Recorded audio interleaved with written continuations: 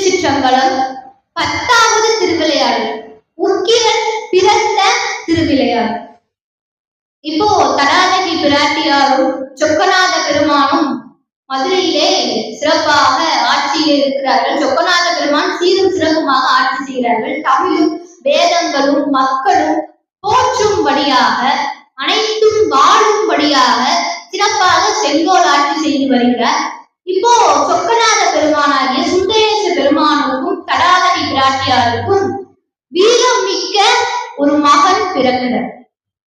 மக்களுக்கெல்லாம் மகிழ்ச்சி.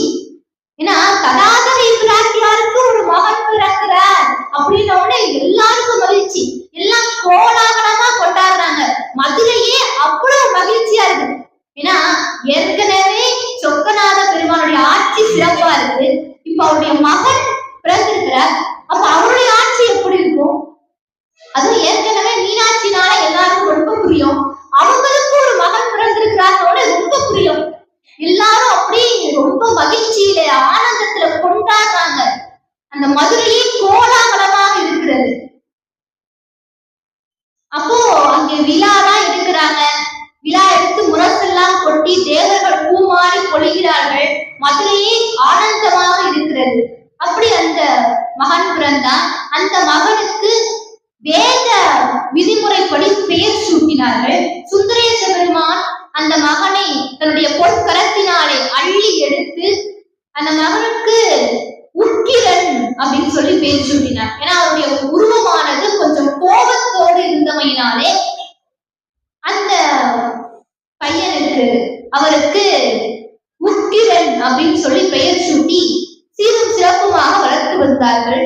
மகன் பிறந்த மகிழ்ச்சியிலே அந்தணர்களுக்கு தானமாக இடம் வழங்கினார்கள். ஏன்னா அந்த காலத்துல அந்தணர்களுக்கு தானமாக இடம் கொடுக்கிறது அப்படின்றது வழக்கம். அப்படி அந்தணர்களுக்கு தானமாக வழங்கிய அந்த இடத்துக்கு கோச்சடை அப்படின்னு பேர்.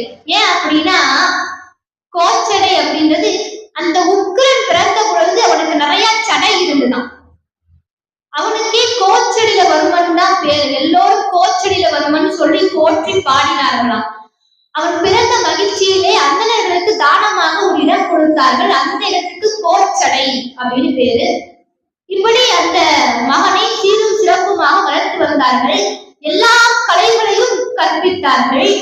எல்லா கலைகளையும் கற்று வீரம் பொருந்தியவனாக அந்த உக்கிரகுமாரன் இருக்கிறார். இப்போ எல்லா நாட்டு மக்களுக்கெல்லாம் மகிழ்ச்சி. அந்த உக்கிரகுமாரன் அறிவிலையும் ஆற்றலையும் குணத்திலையும் அழகிலையும் அவனுக்கு நிகழ் யாருமே இல்லை என்பது போல சிறந்து விளங்குகிறார் அந்த உக்கிரகுமாரன். அப்போ தடாதகி பிராட்டியாரும் சொக்கநாத பெருமானும் வேத விதிமுறைப்படி அந்த உக்கிரகுமாரனுக்கு மணிமுடி சூட்ட ஏற்பாடுகள் செய்கிறார்கள். பட்டாபிஷேகம் ஏற்பாடு பண்றாங்க. அந்த மதுரையே விழாக்கோலமாக இருக்கிறது. அவருக்கு பட்டாபிஷேகத்துக்கான ஏற்பாடுகள்லாம் சிறப்பாக சீரும் சிறப்புமாக நடக்கிறது. எல்லாம் கோலாகலமாக விழாக்கள்லாம் நடக்குது. முரசெல்லாம் கொட்ட அத்துணை சீரும் சிறப்புமோடு அந்த பட்டாபிஷேக விழா நடந்தது.